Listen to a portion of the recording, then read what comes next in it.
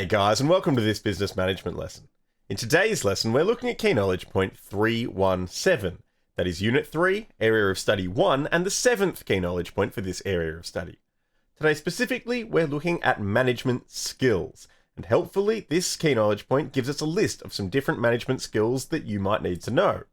I'll remind you again that this key knowledge point uses the word including, which means that you're not limited to discussion of these management skills. If you can think of others that might be appropriate to apply in a given context, you're free to discuss them in assessment tasks and in your coursework. However, I'll remind you that because these ones are specifically named in the study design, you should prioritize learning how to describe and apply these management skills, as these ones will likely be assessed specifically. Managers in businesses are responsible for all sorts of things. The nature of their role requires that they have skills in a certain number of areas. Skills in leading and directing, skills in goal setting, skills in decision making, skills that enable them to design and implement plans that will help achieve objectives, skills in communicating and relating to people, the skills involved in ensuring that the employees that you're interviewing or hiring are going to be a good fit for the business, skills in financial management and time management. These are all important things for business success. Managers in some contexts will require much more specialized skills. A manager of a hospital might require specific knowledge of medical science. A manager in an automotive repair shop might require knowledge of automotive parts and processes involved in automotive repair. But generally speaking, we can apply some broad skills to any manager in any role. The skills listed in the study design for this key knowledge point include communication, delegation, planning, leadership, decision-making, and interpersonal skills. Communication describes the transfer of information from a speaker to a receiver, and making sure that in both cases, the speaker has made themselves understood and the receiver of the communication has understood what is being said. Communication can be verbal or non-verbal. If I raise my fists at you and pull a face, or if I hold out my hands in a welcoming gesture and smile at you, I'm sending a message. And communication skills that are highly developed will enable someone to send a message that the receiver of the message will understand. Certainly, being able to interpret information that's being communicated to you is also part of communication skills. In different management styles we looked at, communication was important in almost all of them. In an autocratic management style, a manager needs to be able to communicate effectively because they're giving instructions, and the instructions need to be understood for that arrangement to work at all. Certainly, in most of the management styles, two-way communication is important, and certainly in most contexts, two-way communication is important for ensuring that both parties have been understood. Typically, if you're going to give someone instructions, you want some sign from them in return that they have understood your instructions. Delegation skills describe the handing out of responsibility. A manager who can delegate effectively can identify the skills necessary to perform a duty and can identify those skills within a subject and then can choose the right person for the right job at the right time. In a centralized decision-making management style, delegation for responsibility might take place, while delegation of authority might not necessarily go with it. In a less centralized arrangement, delegation is going to be very important. When it's done well, delegation can save managers time. They can ensure that the best person is doing a job. They can make sure that people with highly developed skills are applying them appropriately. Of course, if delegation is done thoughtlessly, it's possible that problems will arise and a manager might end up making more problems for themselves than they would otherwise. Planning skills are fundamentally important for any manager in any business. When it comes to the setting of objectives, without successful planning or the successful application of planning skills, those objectives will never be met. It's important that you as a manager are able to implement strategies that once your employees have worked through fulfilling those processes, objectives will be closer to having been achieved or will have been achieved. And only someone with effective planning skills is going to be able to make that happen efficiently and effectively. There are 3 levels of planning in a business, often also referred to as 3 levels of management. These are strategic. They're your highest level of management. They're typically thinking about the big picture and long-term planning. You've got your tactical managers, or your tactical level of planning, which is those medium-term goals that'll take place in 1 to 2 years. And then you've got your operational managers, or operational planning, which is to do with short-term goals, week-to-week, day-to-day sort of operations. If we think about planning, if an objective is to ensure that your restaurant stays clean, long-term, you might be looking at doing deals with suppliers to ensure the supply of cleaning equipment and chemicals. You might be looking at training programs. You might be looking into the arrangement of sites and planning to transform and refit locations to make them easier to keep clean.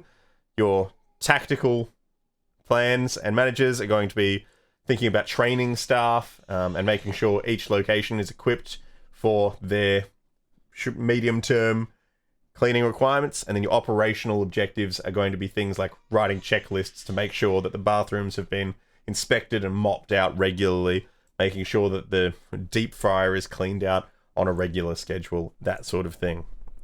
It's important in any business that the plans at each of those levels line up and they're all working in the same direction. They've got the same kind of end goals. They're working towards the fulfillment of the same objectives.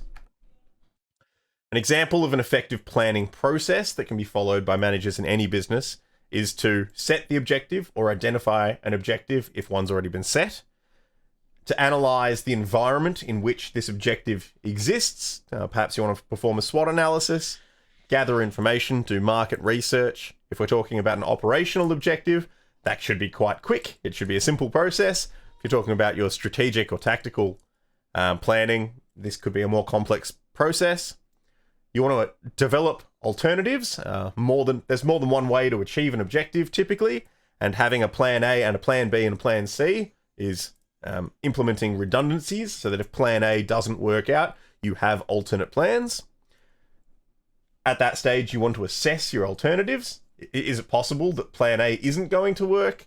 Is plan B actually more likely to be implemented successfully?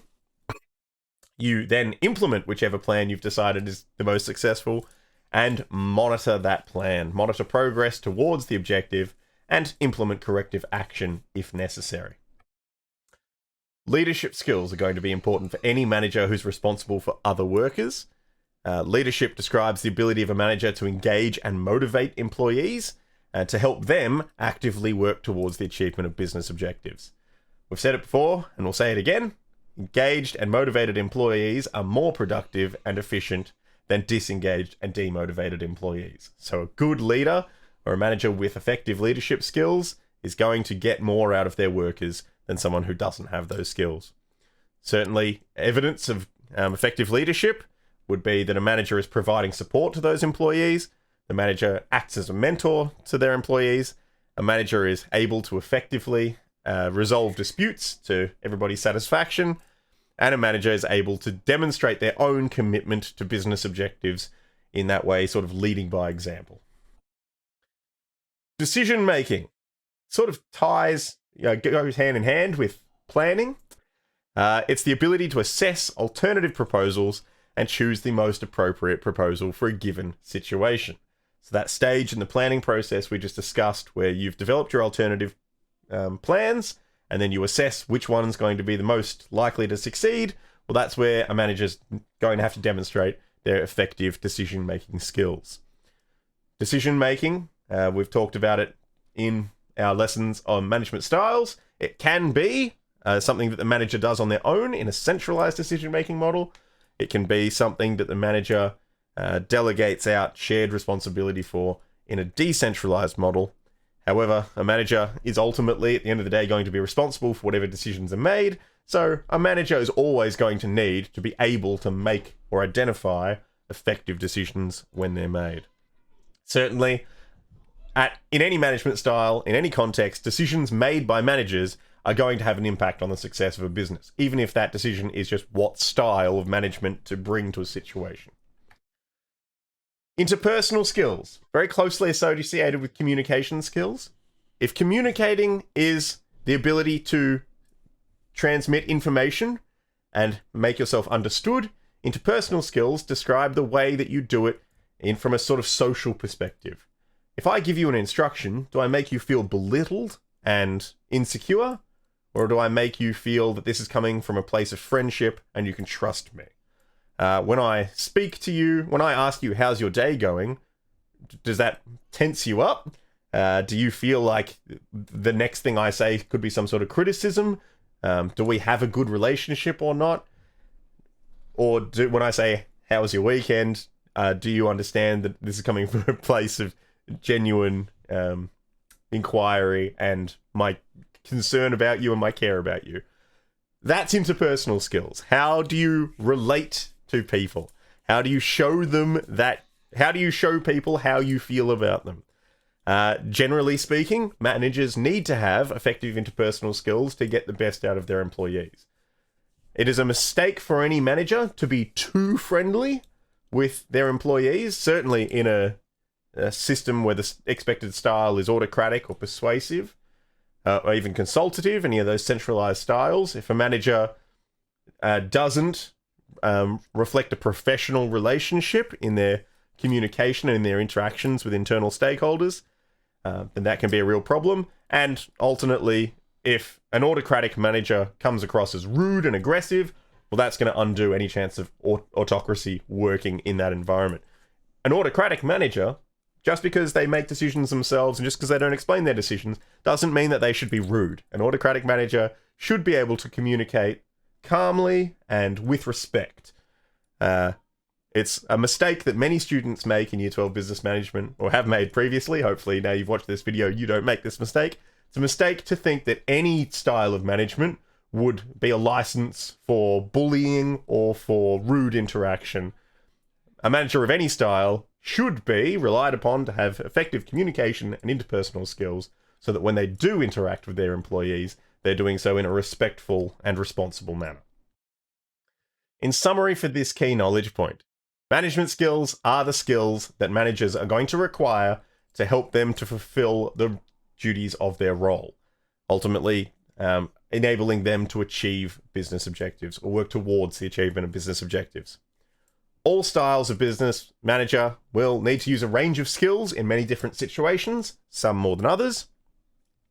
The study design includes these specific management skills: communication, delegation, planning, leadership, decision-making, and interpersonal skills.